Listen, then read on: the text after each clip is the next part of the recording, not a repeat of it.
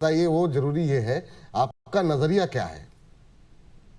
Sir ऐसे short term के लिए लिया हुआ है मैंने। शॉर्ट टर्म के लिए लिया हुआ है ना? हाँ। हाँ, तो फिर जब शॉर्ट टर्म के लिए लें तो एक चीज का अवश्य ध्यान रखें कि थोड़ा सा स्टॉप लॉस अवश्य लगा के रखें, और थोड़ा लंबा नजरिया है तो हो सकता है बड़े टारगेट भी देखने को मिले। सर अगर मैम बोलते हैं लंबे के लिए रुकने के लिए तो वो भी चलेगा, बट अभी तो मैंने शॉर्ट टर्म के लिए लिया है, क्योंकि इस तरह से मूवमेंट करता है तो ऐसा लगता है कि बार बार आओ और जाओ ऐसा लगता है। नहीं, धड़कने संभाल के रखिए, हेल्दी रहिए। ये इतना पैनिक करने की ऐसे शेयर रखिए मत, फिर अगर घबरा जाते हैं तो थोड़ा सा मतलब। चलिए अंबाला मैम के पास चलते हैं। अंबाला मैम प्रशंसक हैं आपकी, फॉलो करती हैं, देखती हैं संजना जी आपको, और कह रही हैं कि बताइए क्या करना चाहिए।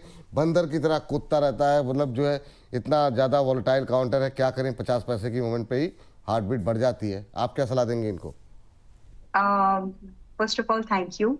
और हर किसी का ना एक डीएनए होता है, तो लार्ज कैप के बाद भी इसका डीएनए का नाम है और वो है लिक्विडिटी। लिक्विडिटी इसमें बहुत ज्यादा है, और क्योंकि इसमें बहुत ज्यादा लिक्विडिटी है और साथ में ये 10 रुपए वाला स्टॉक होने के बावजूद भी ये स्टॉक आपका डेरिवेटिव में है, तो ये कुछ ऐसे रीजंस बनते हैं जिसमें स्टॉक में आपको इस तरह की हलचल देखने के लिए मिलती है। एक तो टिकट साइज छोटा है, ऊपर से टिकट साइज में भी ये आपके डेरिवेटिव में है, और लार्ज कैप है, तो ये सारे कॉम्बिनेशन इसके फेवर में जाते हैं, इसीलिए ज्यादा वॉलेटाइल भी है। हालांकि जब आप दूसरे इसी के जैसे दूसरे स्टॉक देखेंगे उनमें इतनी वॉलेटिलिटी नहीं रहती। तो प्राइस जो है ना, price and liquidity and derivative में इसका होना, ये है इसके मेजर रीजन जिसकी वजह से ये रिटेलर्स का बहुत पैसा है इसमें।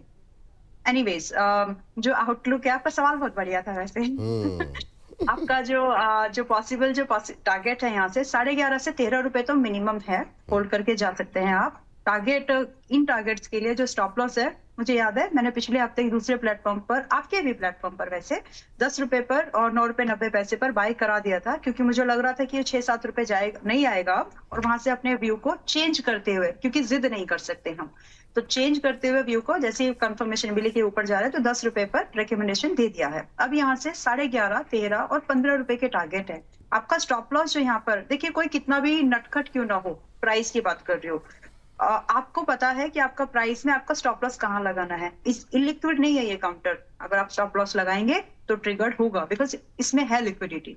तो स्टॉप लॉस को ध्यान से सावधानी पूर्वक फॉलो करिए।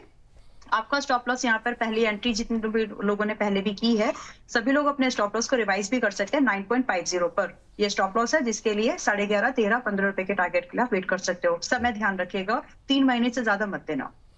3 महीने से ज़्यादा अभी मत दीजिए। जो टारगेट बताए गए हैं, स्टॉप लॉस बताए गए हैं मैम, उसका ध्यान रखिए। 1900